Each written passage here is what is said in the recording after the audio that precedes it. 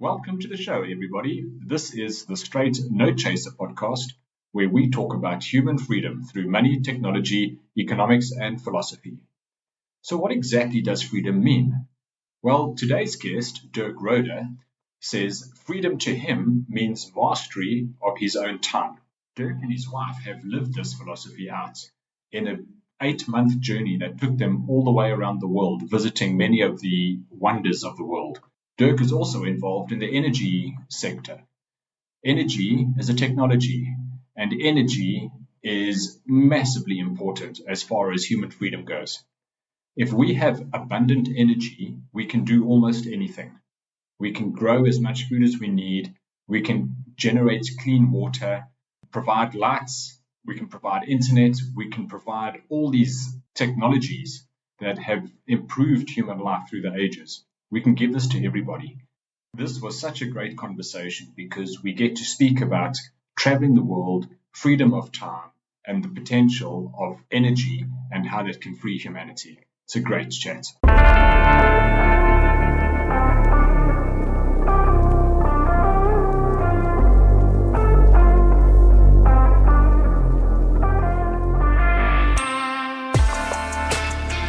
Good day and hello everyone. Welcome to the show. Today we have Dirk Roeder joining us.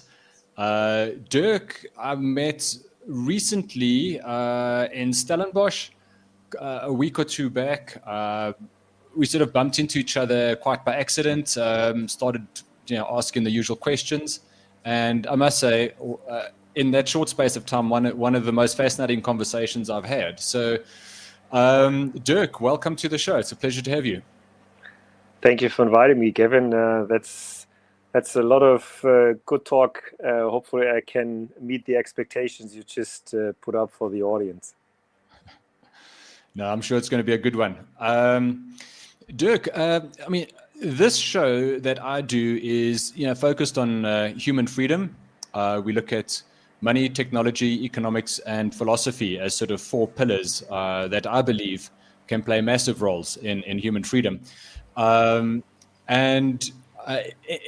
the conversation leading up to today, you sent me a link to the moon.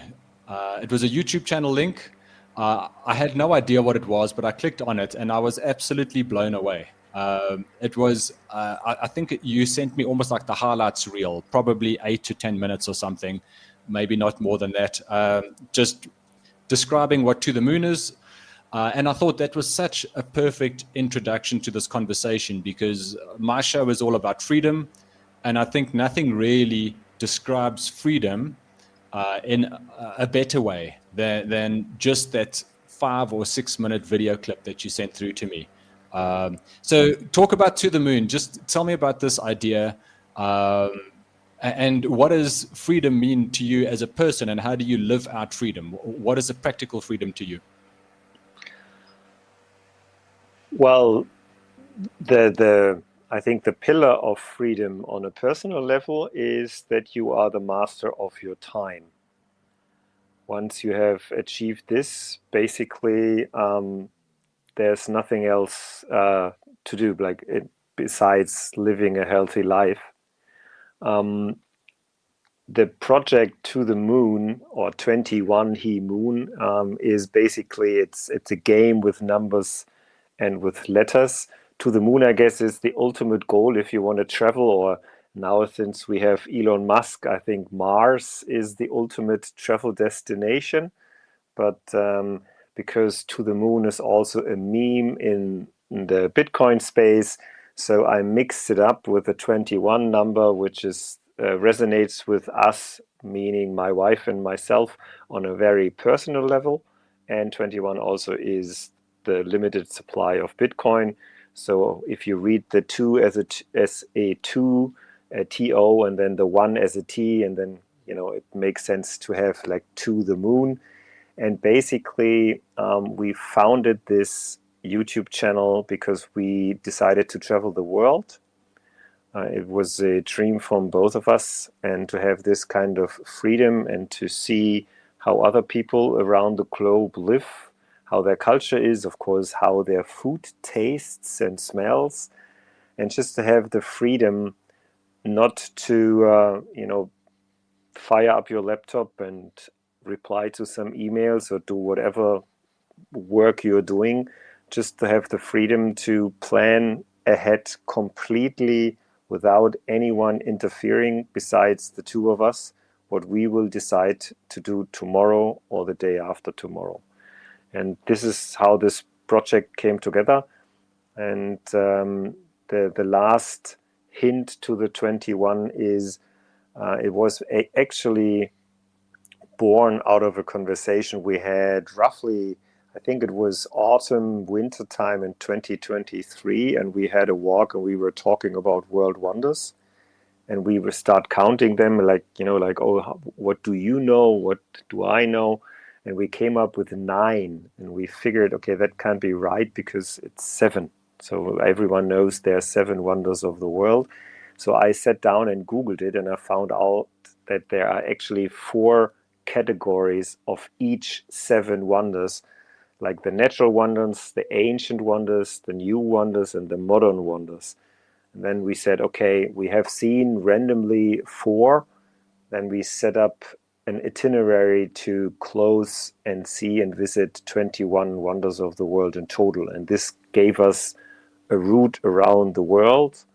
And we started on the 17th of September in 2024 and came back in May 2025. Wow. I mean, that is incredible. I mean, I think you said 8 months of travel. Yes. How far ahead did you plan? Did you have a master plan where you kind of figured out more or less the order to do things and then almost plan it in small increments? Or did you just only plan short increments? How did you do this? That is a good question. I think, as I said, the wonders basically gave us the route. We had to decide which one we traveled first. And of course, this was done by the seasons and the weather and all that stuff. And then once we had the route, we considered to buy one of those around the world tickets, but we did a little calculation. At the end of the day, I think it was the right decision. So we did not buy into a around the world ticket because when you are bound to one of those big airline corporations, you cannot use the local ones, and usually the local ones are cheaper and it gives you much more flexibility.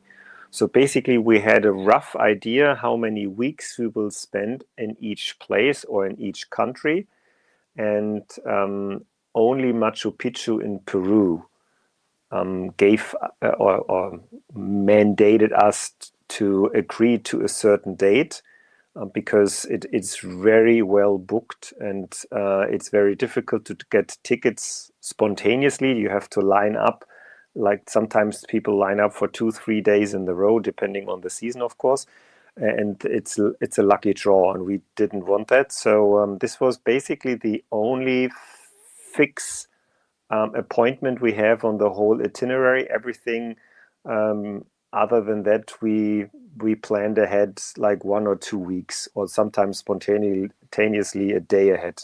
So, for example, has like it's just a personal story, but I have relatives in Canada, and we were in Mexico, and there was some sort of a family emergency, and we decided spontaneously to hit a plane and fly to Vancouver over a long weekend to see the family. So this gave us, since freedom is your main topic on the podcast, this gave us the freedom to be very spontaneous. So you need to tell me the difference between the Twitter headline of the country that you're going to versus the reality of being in the country. And what I mean by that is, newspaper headlines, social media headlines. What was your experience in terms of what you had heard, and then what it was like when you were on the ground? Okay, let me give you a short summary up in advance. we traveled 26 countries, 96,662 kilometers. We tracked this with an app called Polar Steps, maybe accurate by a kilometer or two. And we haven't run into a single problem. So we have not run into a single problem. And I can say that humans are kind. The world is, I know that sounds crazy to some ears, but the world is in its best place it's ever been, especially when it comes to mankind, be it like access to water, to education, etc., etc. And for me, it was my first time on the South American continent. I've never been. My wife has studied there for 3 months in Colombia. And I was a little, do you say, I had prejudices against South America. I think most of the people, heard the stories here and there. And I have to say that, we didn't have any problems. Of course, we took care. We didn't go in any dark alleys. And we asked, of course, I remember we've been to Colombia, actually, Bogota, and our host from the hostel, she told us that the area is not a safe area, so we should be back by 7 or latest 8 o'clock, because the area is a little gang related, and we shouldn't be out on the street. So of course we've followed those advices. But other than that, I think there were a lot of surprises. The smiling faces in El Salvador. Many people know that El Salvador is one of the, or was the murder capital of the world, and this has changed over the last 4 years.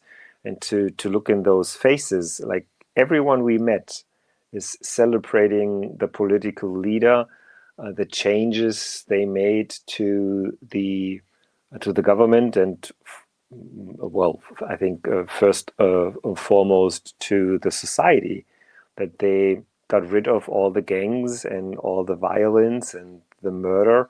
And I think they had like, don't quote me on the numbers, but I think they had 1 or 2 homicides in a year. So like coming from the murder capital of the world to basically the actually safest country in the Western Hemisphere, that's quite an achievement. So this was a big surprise. We had bad surprises as well, but I don't want to, spoil them, because then people like to talk about bad stuff. But overall, it was such a marvelous and unique experience. What else?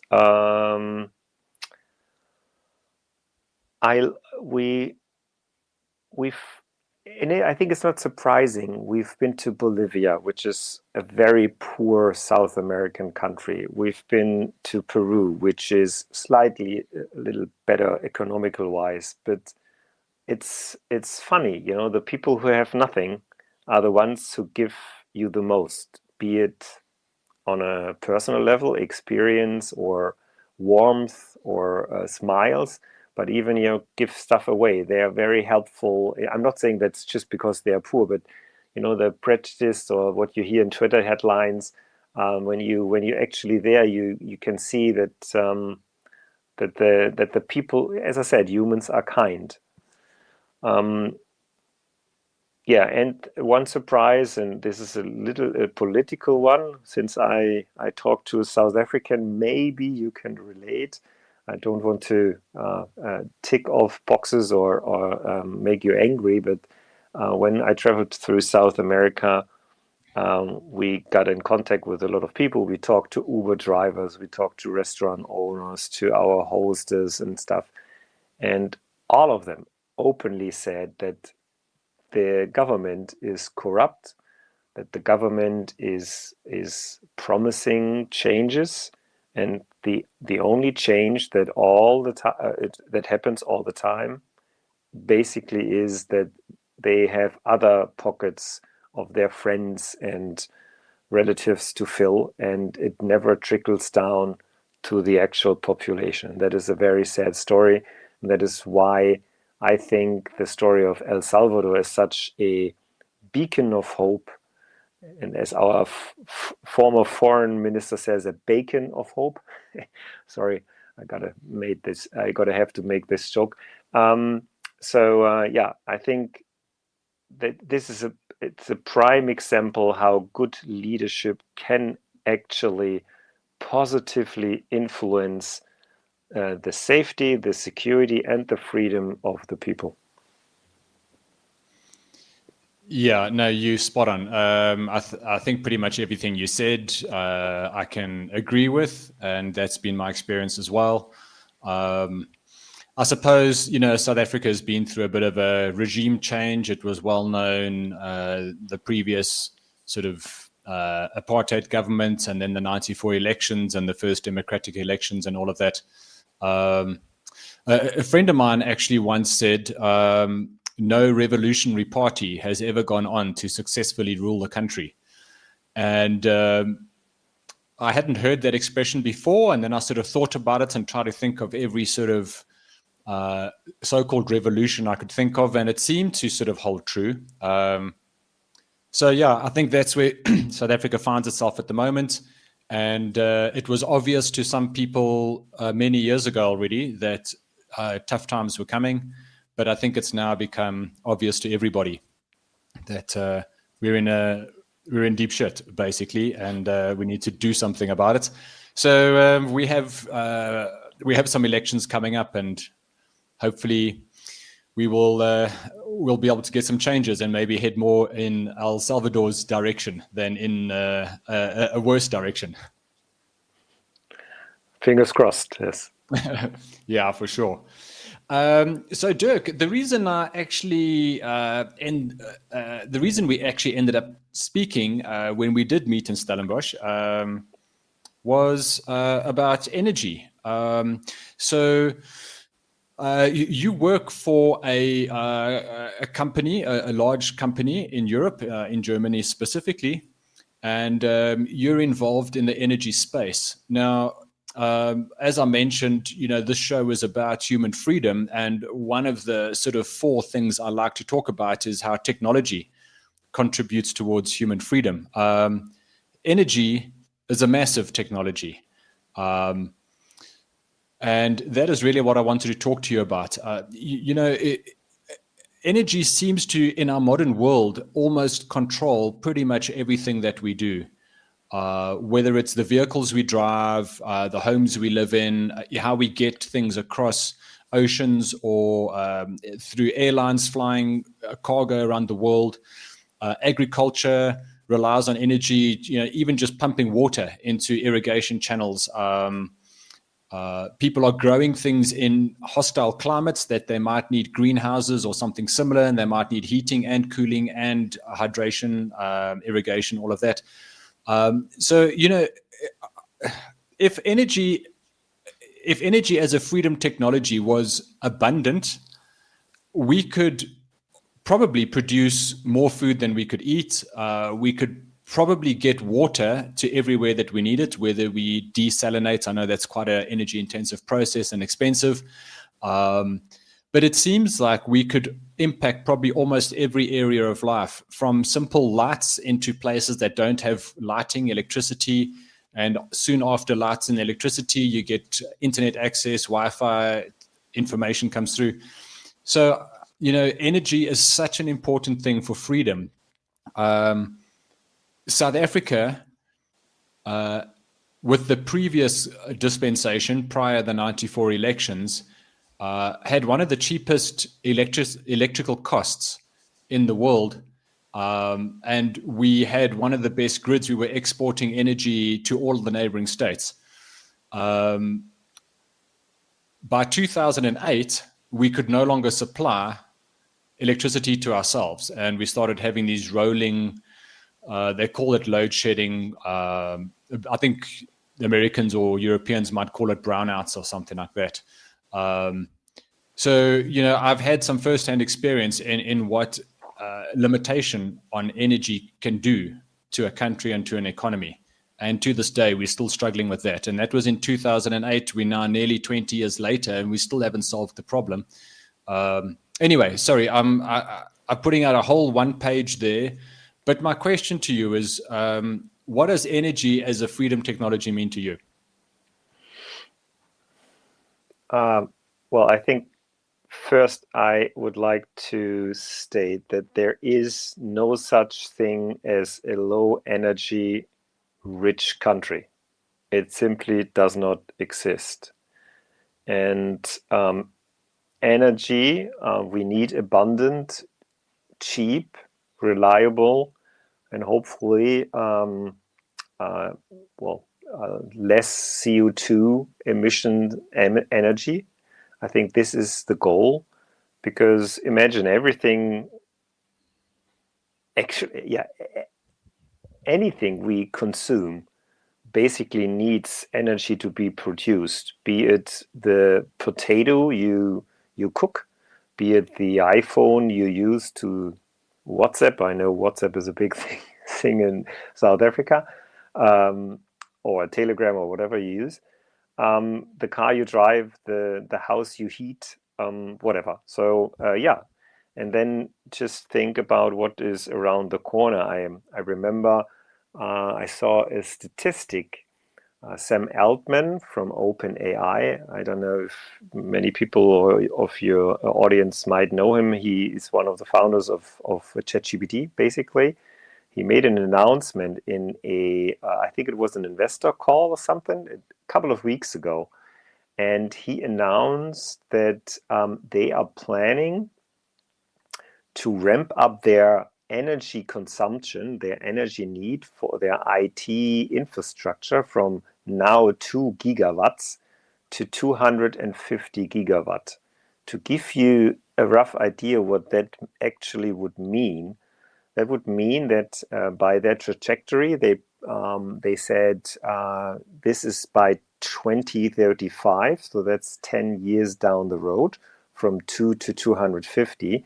And they had a trajectory, and that would mean that by 2030, only one company, one AI company, ChatGPT, would consume more energy than the whole country of Germany.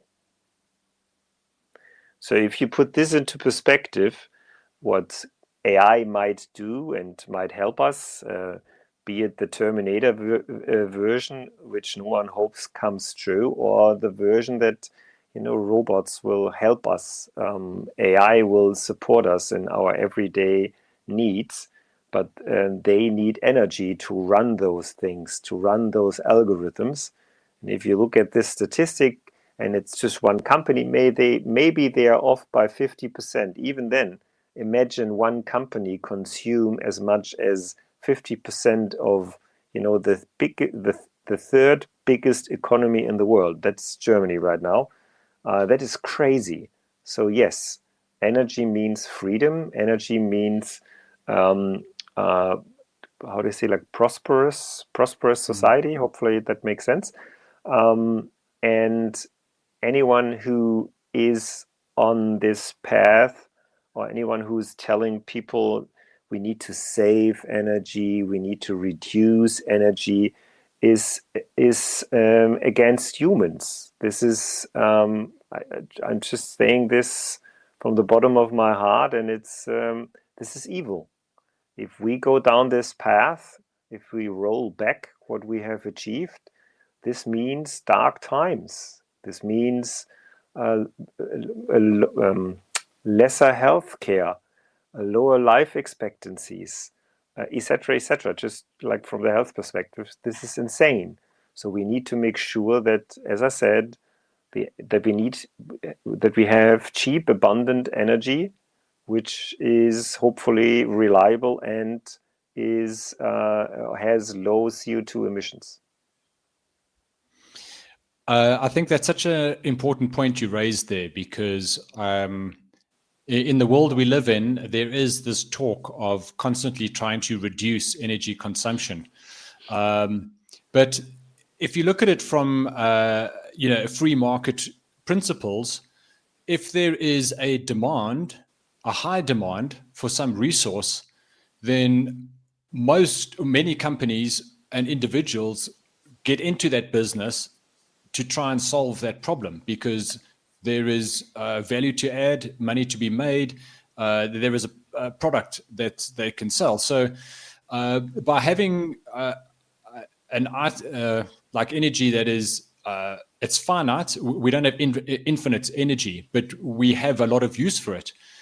So if we can get more companies interested in trying to find how do we get better, cheaper, faster ways of getting energy, that by itself brings down the cost of energy, because now more people are using it. We found more efficient ways to produce it.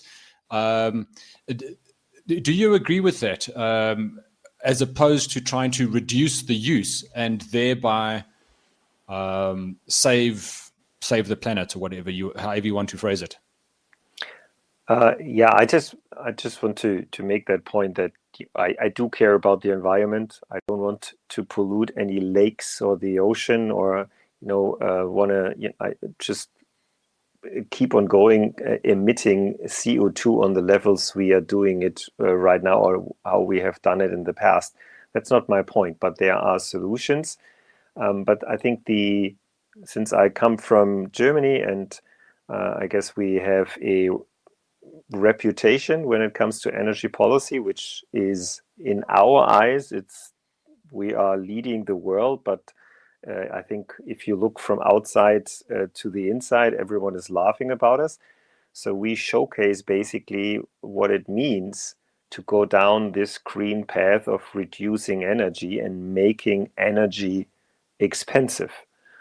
And this is the case right now. We have, and this is induced by politics and by decisions politicians and at the end the voters have done, which means that our energy prices are, I think, in the top 3 of the energy prices in the world. And so competition is really hard for us, or for the industry in Germany. So they are moving away. The heavy industry is moving away. And if you look at it from a rational point of view, if you really care about the environment, what do companies do if they cannot afford the high cost intensive energy prices in Germany? We are regulated. So, you as a company, you have to obey some rules that you don't spill the rivers, etc., etc. So the companies say, okay, energy is too expensive, so we move away. So because they know they cannot stay in Europe, so they move away, far away. And that means they go to countries which have absolutely no regulation. So yes, for Germany as a little country in Europe, we may have a positive impact on our CO2 emissions.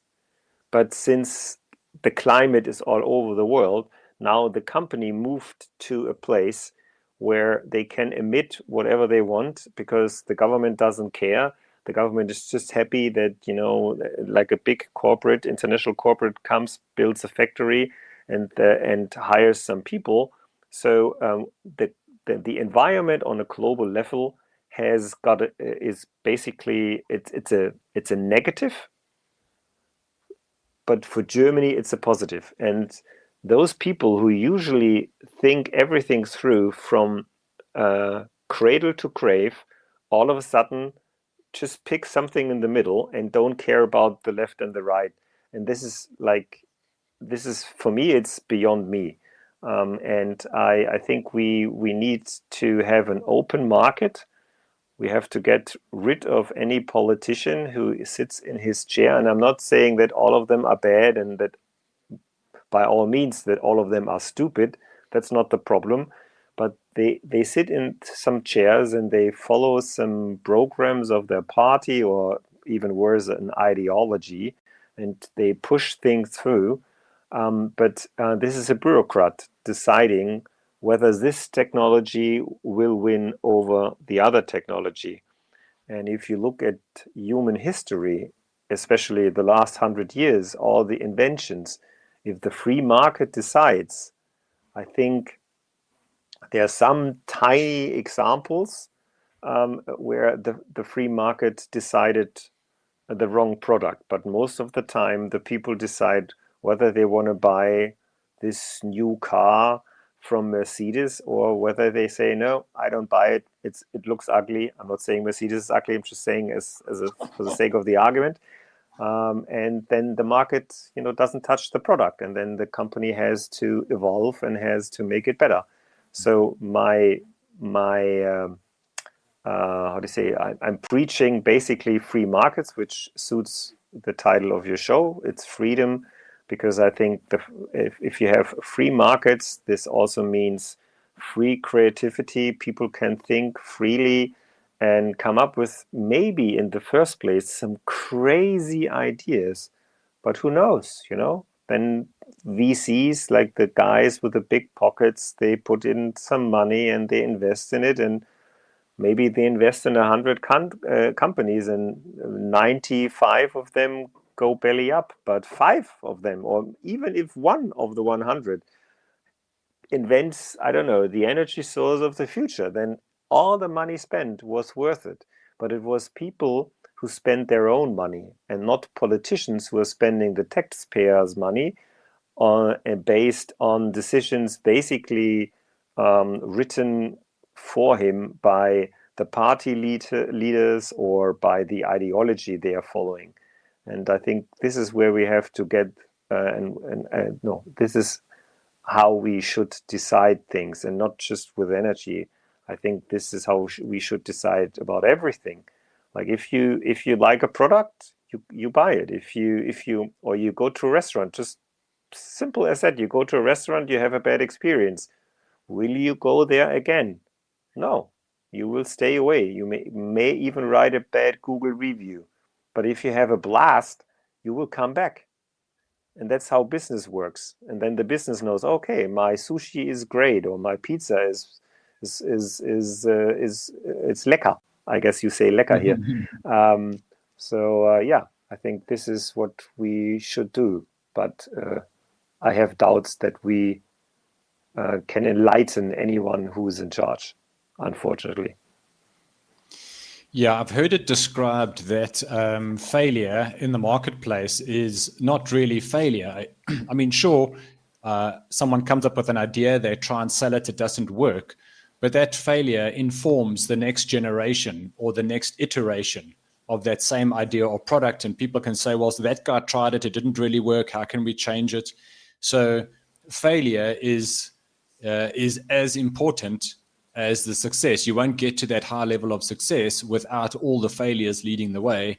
So it is, I agree with you completely. It's so important for people to be free, to try an idea, put it out into the marketplace, put their own money into it, try and make this thing, try and sell it. And if they can't sell it, well, they've now learned how to improve it or move on. I mean, it's basic free market economics.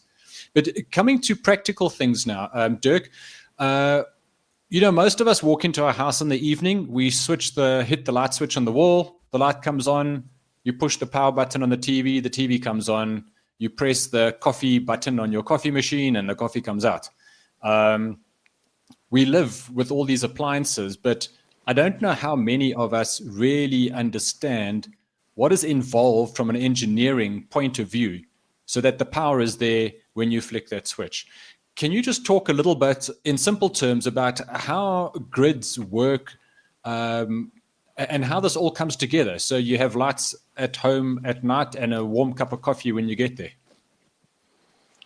I just want to say that I became interested in energy. I wouldn't call myself an energy expert, but I became interested in the energy grid because of my job.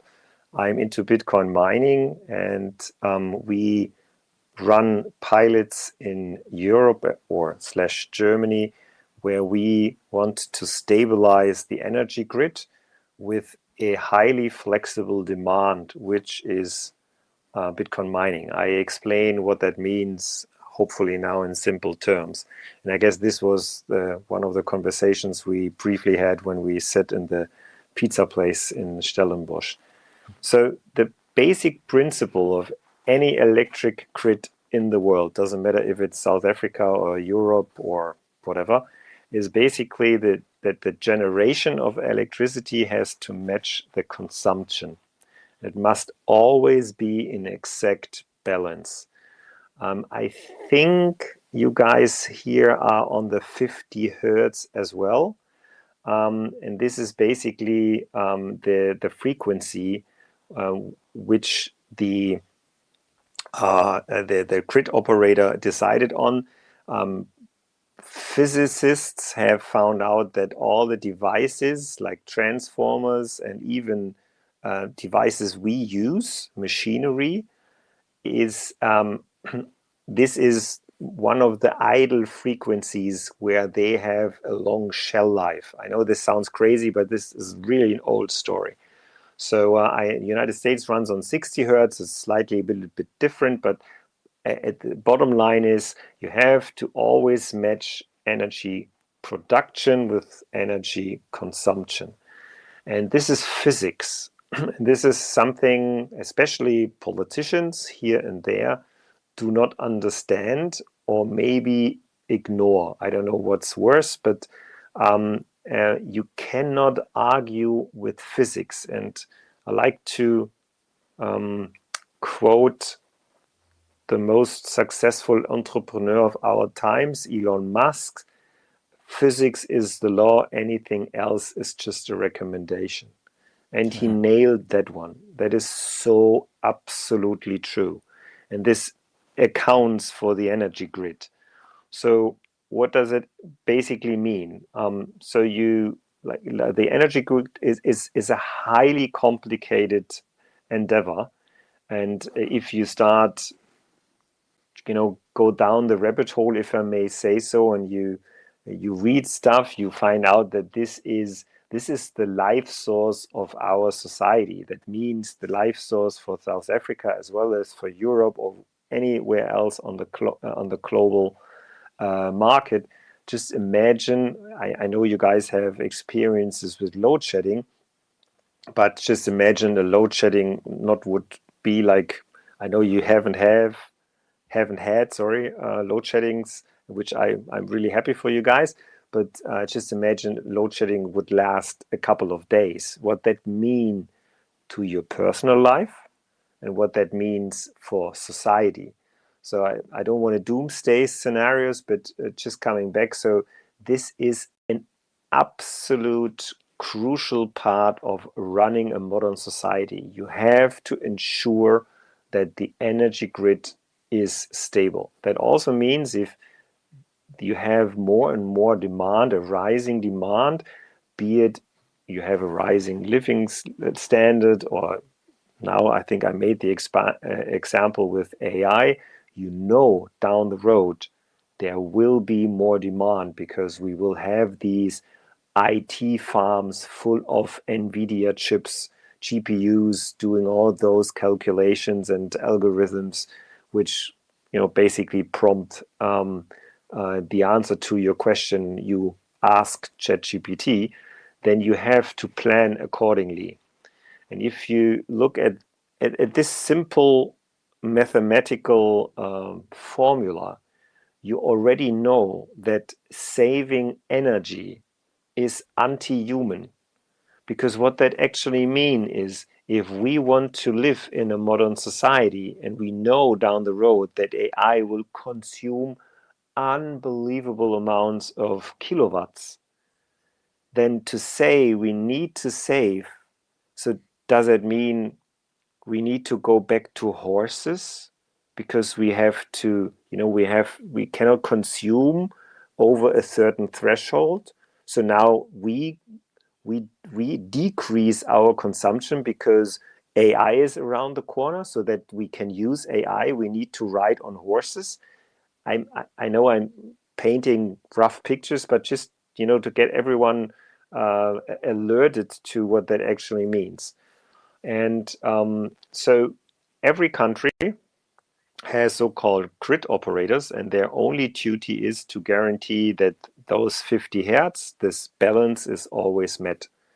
And in Germany, I've written this down. They are called transmission system operator, and they have a task, and it's only one task: keep the grid alive, whatever it takes. So this is not a company who is running for profit. This is a company which, it's some sort of a company, and their only objective, their only mission is keep the grid stable. And that is what they do on a daily basis, and basically make sure that you switch on the light and the light comes on. So, Dirk, how do they do that? How do they make sure that they match demand and supply? In your example, you're talking about AI, which consumes massive amounts of electricity, and we're using it more and more. So exponential, perhaps, growth in electricity consumption there. But on the other end of the scale, even just population growth, cities expanding, new shops opening up, houses are being built. Even if we do nothing, we are going to still need more electricity because there's going to be more people, and more people need to be fed, and so on and so forth. So we have to be building more capacity all the time.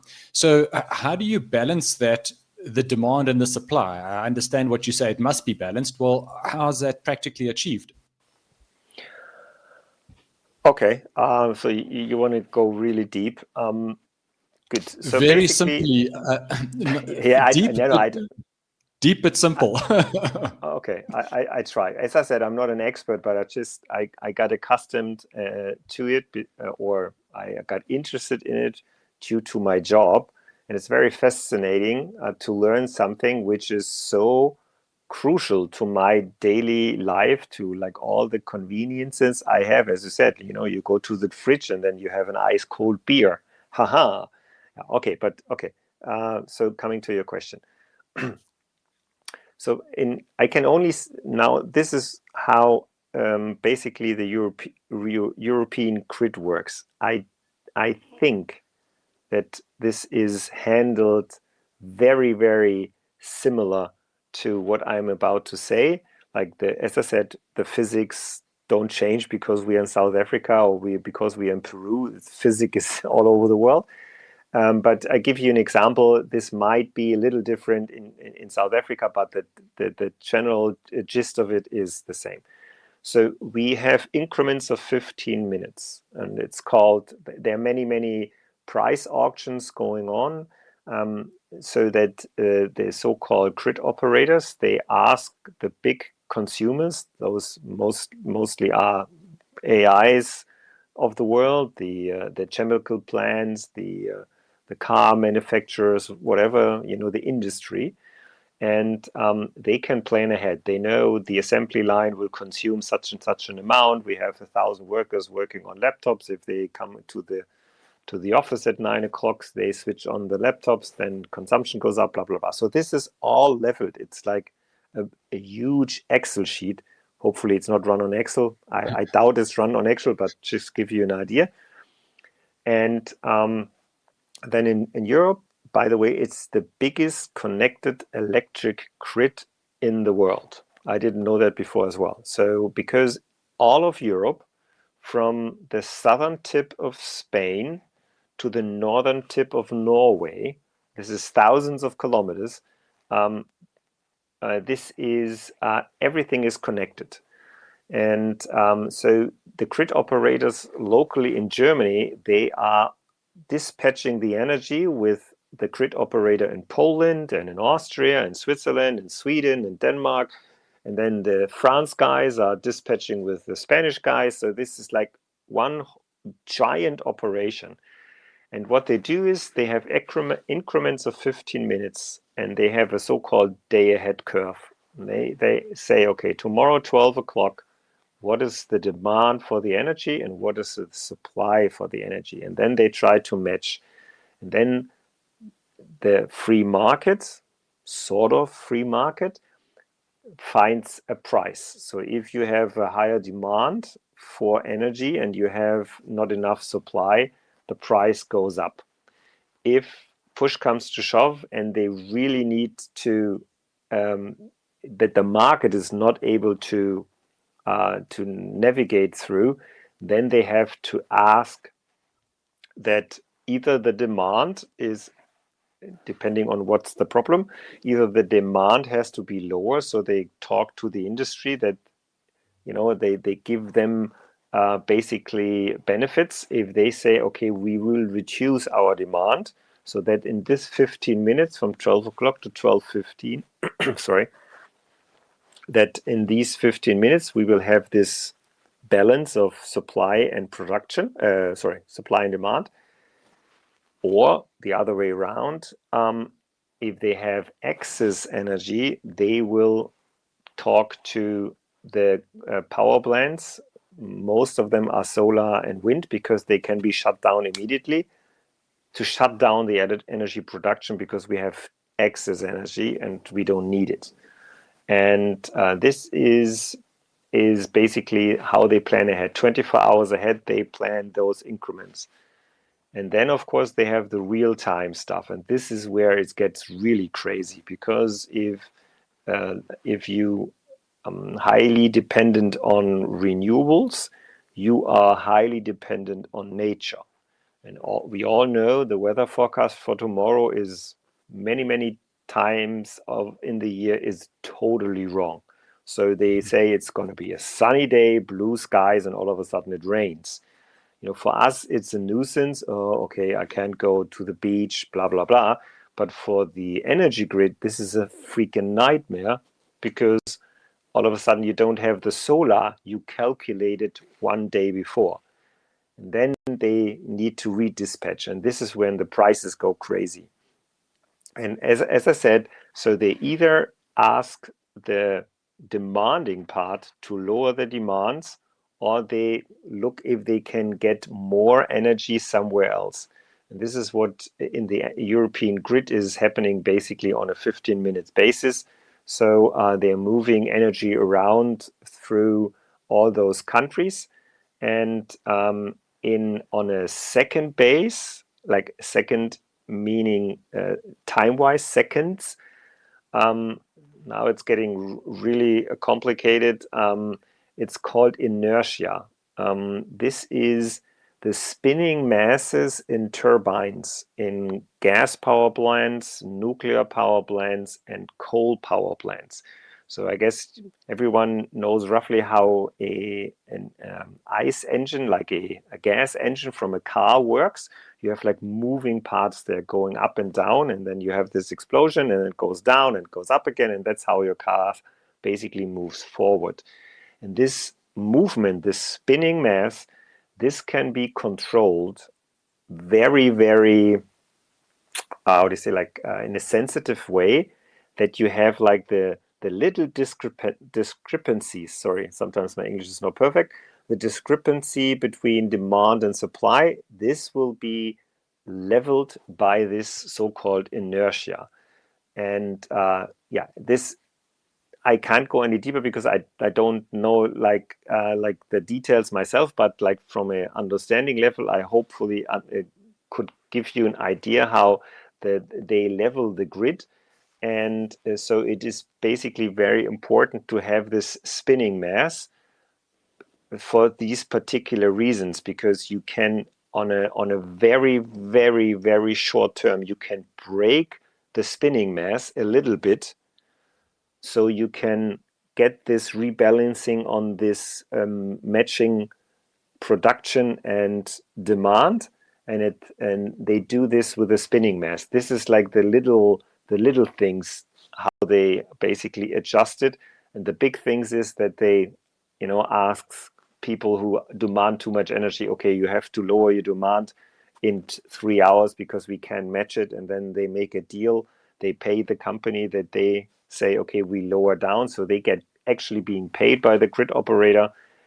So they lower the demand, or they say to a power plant, okay, you have to shut down. We have too much energy.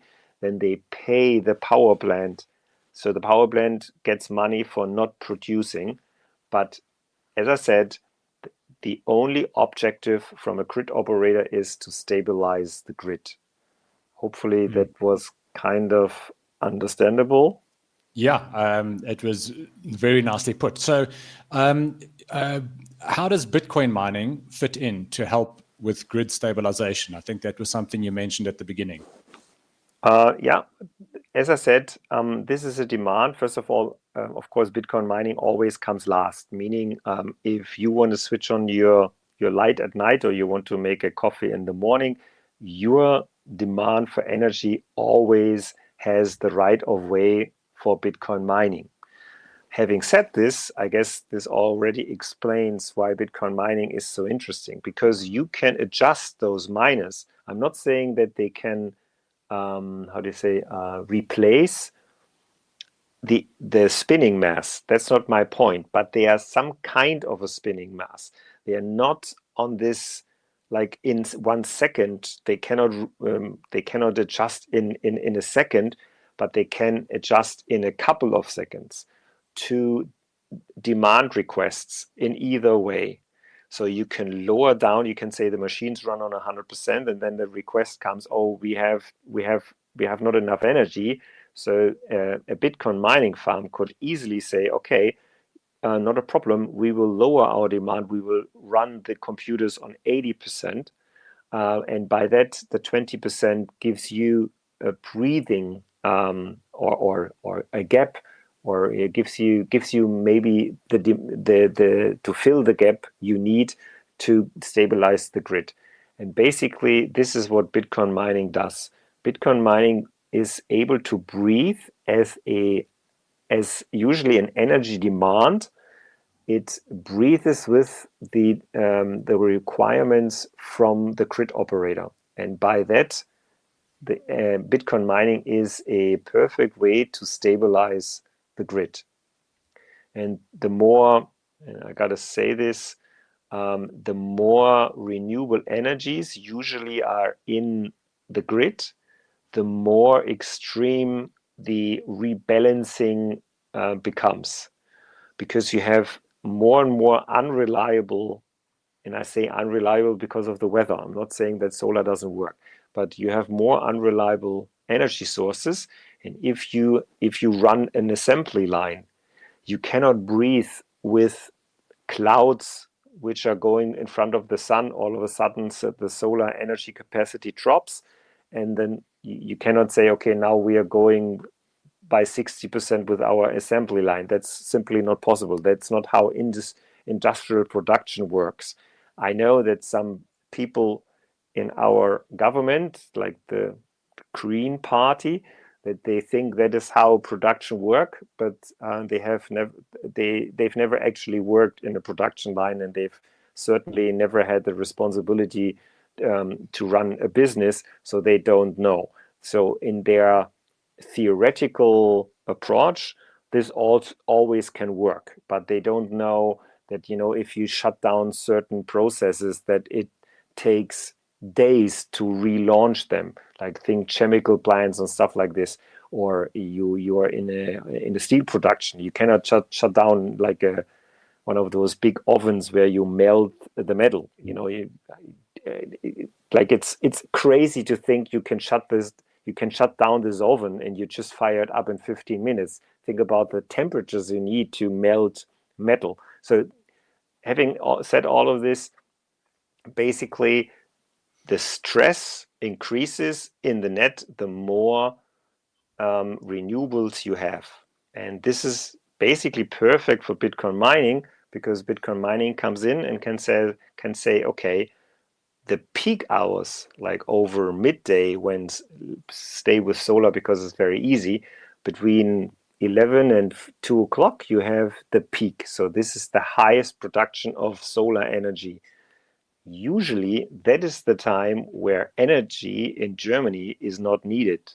So you have a peak of energy production nobody is asking for. And this is where Bitcoin mining is a solution to say, okay, we will take this energy, we will fire up the miners, and we will transform. We named it digital monetary photosynthesis. So basically, we transform energy into money. So we fire up the mining farms. We would then take the peak hours of solar energy and store the energy in money. so we can buy back energy at nighttime when it is expensive and the solar panels don't work. And then we have to, ask France for their nuclear energy. And then France usually says, okay, we sell you the energy for a premium. Then you would have Bitcoin as a sort of leverage to say, okay, not a problem. We mine some Bitcoins in midday. Now we pay the premium overnight. It's not that simple, but just to give you an idea how Bitcoin mining fits into this, because it is a highly flexible demand. It's such an amazing example of almost like a free market. As you said, it's a system, you can't cheat it. There's a demand, there's a supply, those change. Somewhere they have to be met. They don't just get met by magic. Somebody has to do something. Someone either has to do more of something or less of something to meet it. So it's really fascinating to hear that. Dirk, we're basically up on time at the moment. I've probably got about 10 more questions that I want to ask you, but I will certainly schedule up round 2, maybe round 3 and round 4 going forward. But yeah, any closing comments from your side?